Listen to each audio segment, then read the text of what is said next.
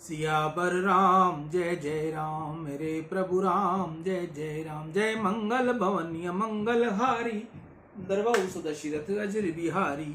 दीन दयाल विरुद्ध संहारी, हरहु नाथ मम संकट भारी। आज का पंचांग चैत्र मासे कृष्ण पक्षे अष्टमी मंगलवार, विक्रम संवत 2080 तदनुसार 2 अप्रैल 2024। आज अष्टमी रात्रि को लगभग 8 बजे तक की है, तत्पश्चात नवमी। आज का विशेष दिन शीतलाष्टमी, बासोड़ा, वर्षी तप आरंभ, केसरिया मेला मेवाड़, श्री ऋषभ देव जयंती, काला अष्टमी। सियावर राम जय जय राम, मेरे प्रभु राम जय जय राम।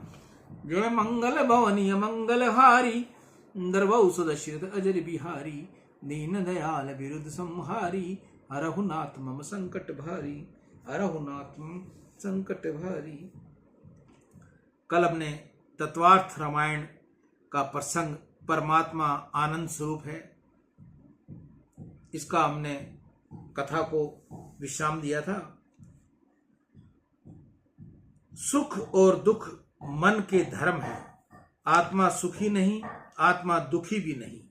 आत्मा परमात्मा का अंश है, आत्मा आनंद स्वरूप है, तो आत्मा भी आनंद स्वरूप ही है। आनंद तुम्हारा सहज स्वरूप है। इसलिए कोई मनुष्य उदास दिखता हो, दुखी दिखता हो अथवा चिंता में बैठा हो तो तुम उसे पूछ बैठते हो कि आज तुम उदास क्यों लग रहे हो, आज तुमको क्या हो गया है। परंतु मानव प्रातः उठकर स्नान करके शुद्ध कपड़े पहनकर परमात्मा का ध्यान करने को आनंद में बैठा हो तो उसे हम ऐसा नहीं पूछते कि आज तुम आनंद में क्यों बैठी हो। ऐसा पूछोगे तो उसको बुरा लगेगा और हमारा आनंद तुमसे देखा नहीं जाता क्या। आनंद में रहना तो आत्मा का सहज स्वरूप है। सुख दुख वास्तविक धर्म नहीं। सुख दुख तो कई कारणों से आते हैं। सुख भी टिकता नहीं और दुख भी टिकता नहीं। सुख और दुख दोनों मूल हैं, सुख और दुख दोनों भूल हैं। तुम परमात्मा के अंश हो, तुम आनंद स्वरूप हो। जीव समय आनंद स्वरूप होने पर भी अज्ञान से इस संसार को आनंद को ढूंढने जाता है। आनंद किसी स्त्री में नहीं, किसी पुरुष में नहीं, किसी मोटर बंगले में नहीं। आनंद बाहर नहीं, आनंद तुम्हारे अंदर ही है। तुम्हारा सच्चा स्वरूप संसार के विषय आनंद नहीं देते, सुख दुख देते हैं, और सुख देता है वही दुख भी देता है। जीव को सुख की भूख नहीं, आनंद की भूख है। उसे ऐसा आनंद की इच्छा है कि जिससे शांति कायम रहे। संसार के विषय कदाचित सुख भले ही दे पर शांति देते नहीं, आनंद देते नहीं। संसार के विषयों में आनंद हो तो सबको सब समय एक समान आनंद दे। बंगला बहुत सरस है, परंतु जब बुखार आता है तो सरस बंगला सुख देता है क्या। माथा चढ़े अथवा पेट में दर्द हो तो सरस बंगला क्या सुख देता है। आनंद संसार की किसी जड़ वस्तु में नहीं, आनंद परमात्मा का स्वरूप है। कदाचित तुमको ऐसी शंका होगी कि महाराज तुम भले ही मना करो, परंतु इच्छित भोजन हो तो वह भोजन करने में बहुत आनंद होता है। कितने ही तो ऐसे होते हैं कि श्रीखंड पूड़ी हो, पत्तों की पकौड़ियां हो, ऐसी इच्छित भोजन मिले तो बहुत ही राजी हो जाते हैं। तुम कहोगे महाराज बाहर आनंद कैसे नहीं, बाहर आनंद न हो तो मनुष्य इतनी खटपट करे क्यों। मन पसंद भोजन मिले तो वह आनंद जरूर होता है। अरे श्रीखंड पूरी खाने से आनंद मिलता है? श्रीखंड पूरी में ही आनंद हो तो जिसे बुखार आया है उसे श्रीखंड पूरी क्यों आनंद नहीं देते। उसे पेट में अजीर्ण है, उसे श्रीखंड पूरी खाने में क्यों आनंद होता नहीं। श्रीखंड पूरी में आनंद है, मनपसंद भोजन है और खाने को बैठने की तैयारी है। इतने में ही समाचार आया हो कि अहमदाबाद का कोई संबंधी वृद्ध थी, उसका वहीं कुछ हो गया, मरण की वातावरण तुम्हारे कान में आवे तो श्रीखंड पूरी खाने में तुमको सुख होगा या दुख होगा। श्रीखंड में आनंद हो तो किसी मरने का समाचार सुनने के बाद श्रीखंड खाने की इच्छा क्यों नहीं होती? उस समय आनंद कहाँ चला जाता है? अरे आनंद श्रीखंड में नहीं था। कितने ही तो ऐसे होते हैं कि विचार करते हैं कि बुढ़िया तो 87 बरस की थी, गई, इसमें कुछ बुरा नहीं, बेचारी छूटी, जो हुआ सो अच्छा हुआ। पर इस समय श्रीखंड पूरी खाता हूं और कदाचित कोई यही आ चढ़े और मुझे खाता देख ले तो बुरा लगेगा।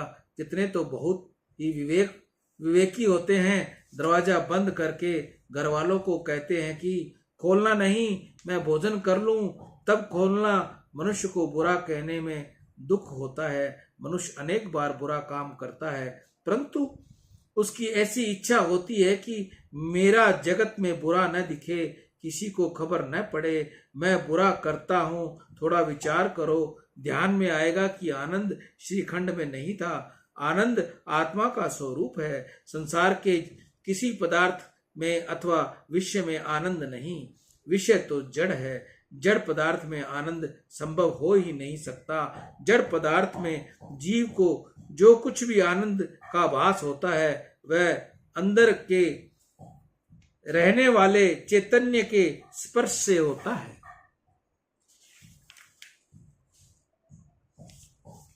इंद्रियों को मन वांछित विषय मिले तो मन उसमें तदाकार होता है, थोड़े समय के लिए एकाग्रह होता है। एकाग्रह के बाद व्यक्त में आत्मा का प्रतिबिंब पड़ता है, चित्त में आत्मा का प्रतिबिंब पड़ता है और उसमें आनंद का आभास होता है। अतः मूर्ख को बाहर घूमता मन अंदर जाकर चैतन्य परमात्मा को स्पर्श करे, मन का ब्रह्म संबंध हो जाए, उतने समय तक आनंद मिलता है। मन वही मूर्ख हुआ, व्यगर हुआ और आनंद उड़ जाता है तो सुख इंद्रियां और विषयों में संयोग होता है। ये आरंभ में अमृत जैसा लगता है, परंतु परिणाम में वह विष के समान है। आनंद जब जब मिलता है तब तब बाहर जड़ वस्तुओं से मिलता है। यह कल्पना ही त्रुटिपूर्ण है। आनंद तो अंदर रहने वाले चैतन्य परमात्मा के संबंध से मिलता है। आनंद परमात्मा ही देते हैं। आनंद तभी मिलता है जब परमात्मा के साथ तुम्हारा संबंध होता है। अरे ईश्वर को अंदर खोजो, आनंद अंदर है, आनंद तुम्हारे में है। आनंद आत्मा में से बहता है, आनंद बाहर से आता नहीं। तो आनंद को बाहर संसार के विषयों में ढूंढा जाता है, उसे अंत में दुख ही मिलता है। इंद्रियां आनंद को बाहर ढूंढती है, इसको तुमको आनंद नहीं मिलता नहीं और दुखी होते हो। संसार के विषयों में विस्मरण हो तब ही सच्चा आनंद प्राप्त होता है। संसार का संबंध छूटे तभी ब्रह्म संबंध होता है, ब्रह्म संबंध हो तभी आनंद प्राप्त होता है। रोज का अनुभव है, तुम निद्रा में आनंद कौन देता है? तुम बड़ा राजा है, सब बातों से सुखी है, क्या उसे रानी से आनंद मिलता है? क्या उसे राजमहल से आनंद मिलता है?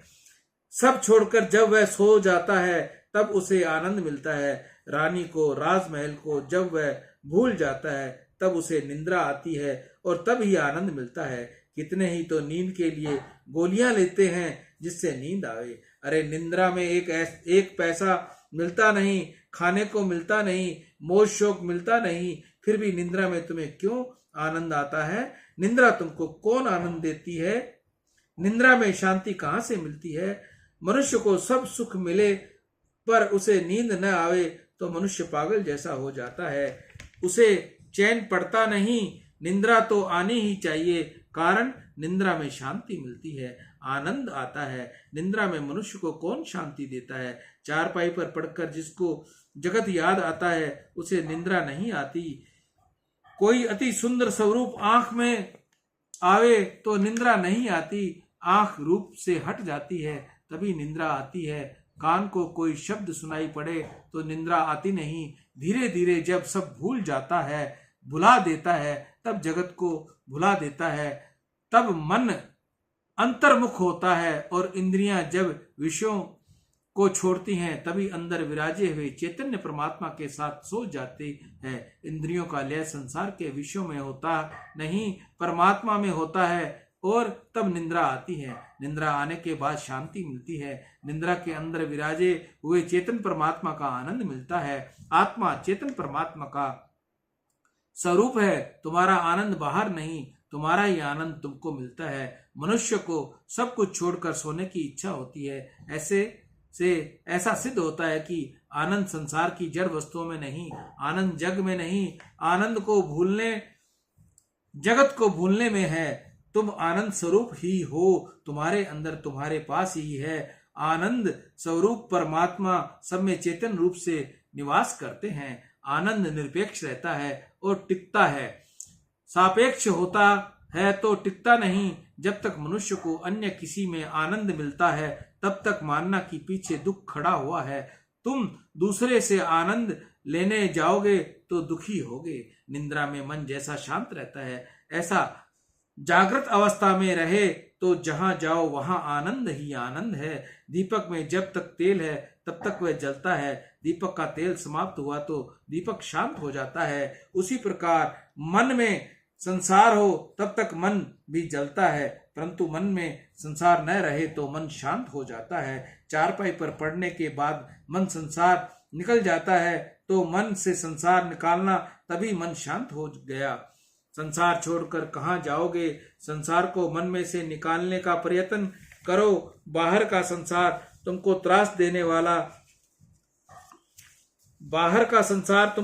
देने वाला नहीं है। संसार तो मन में है, वही रुलाने वाला है। परमात्मा के सिमरन में तन्मय होंगे तो तुम्हारे मन में से संसार बाहर जाएगा। श्री कृष्ण का ध्यान स्मरण करते हुए जो तन्मय हो जाता है उसके मन में संसार रहता नहीं। तुम एकदम संसार को मन में से निकालने जाओ तो संसार मन में और अधिक आएगा। जो कचरा निकालने जाता है, बुराई करता है, उसके माथे कूड़ा पहले आता है। उसी संसार मन में से संसार को निकालना चाहोगे तो मन संसार का चिंतन करेगा। ऐसा करने की अपेक्षा ठीक उपाय यही है कि मन में प्रभु का स्मरण करने का अभ्यास करो। परमात्मा के स्मरण में तन्मय बनोगे तो मन में से संसार निकल जाएगा। परमात्मा के सतत चिंतन स्मरण से तुमको आनंद मिलेगा। तुम परमात्मा के अंश हो। तुम्हारे जगत के साथ संबंध सच्चा नहीं। तुम जगत में नहीं, भगवान के हो। जीव ईश्वर का अंश है, ईश्वर का ही है, फिर भी जगत का हो जाता है। सियावर राम जय जय राम, मेरे प्रभु राम जय जय राम। जय मंगल भवनी अमंगल हारी, द्रवौ सुदशरथ अजर बिहारी। दीन दयाल विरुद्ध संहारी, हरहु नाथ मम संकट भारी। मैं ईशु हरवानी तुलसी की माला गंगा दर्शन से रोज आपको गंगा के दर्शन लाइव व पंचांग बताता और सुनाता हूं। आप में से किसी को भी गंगा दर्शन चाहिए तो निःशुल्क है। आप मेरा 8561043497 पर अपना नाम व शहर का नाम लिखकर मैसेज करें और मेरा ये नंबर गंगा दर्शन के नाम से सेव कीजिए। असली तुलसी की माला चाहिए तो हम महीने में 4-5 मालाएं बना लेते हैं। सेवा शुल्क के साथ कोरियर करके हम आप सभी तक भेज सकते हैं। जिसको चाहिए वह हमें अपना पूरा नाम, एड्रेस, पिन कोड सहित भेजें ताकि हम उसको सेवा शुल्क बताएंगे और माला दिखाएंगे। आप मंगवा सकते हो। गंगा सकल मुद मंगल मूला, सब सुख करने हर नहीं सब सूला। कही कही कोटि कथा प्रसंगा, राम बिलो कई गंग तरंगा। सचिव ही अनुजयी प्रिय ही सुनाही, विबुध नदी महिमा अधिकाई। मजनु की न पथ शम गयहु, सुचि जल पियत मुदित मन भयहु। जोरी पानी बर मांगो एही, सिया राम पद सहज स्नेही। अर्थ न धर्म न काम रुचि, गति न चहु निर्वाण। जन्म जन्म रति राम पद, यह वरदान न आन। सीता राम चरण रति मोरे, अनुदिन बढ़े अनुग्रह तोरे। बोल गंगा मैया की जय। गंगा गंगा गंगा, अगर घर बैठे भी आप गंगा मैया को याद करोगे तो वो आपके सारे पापों का क्षय कर देगी। सियावर राम, जय जय राम। राम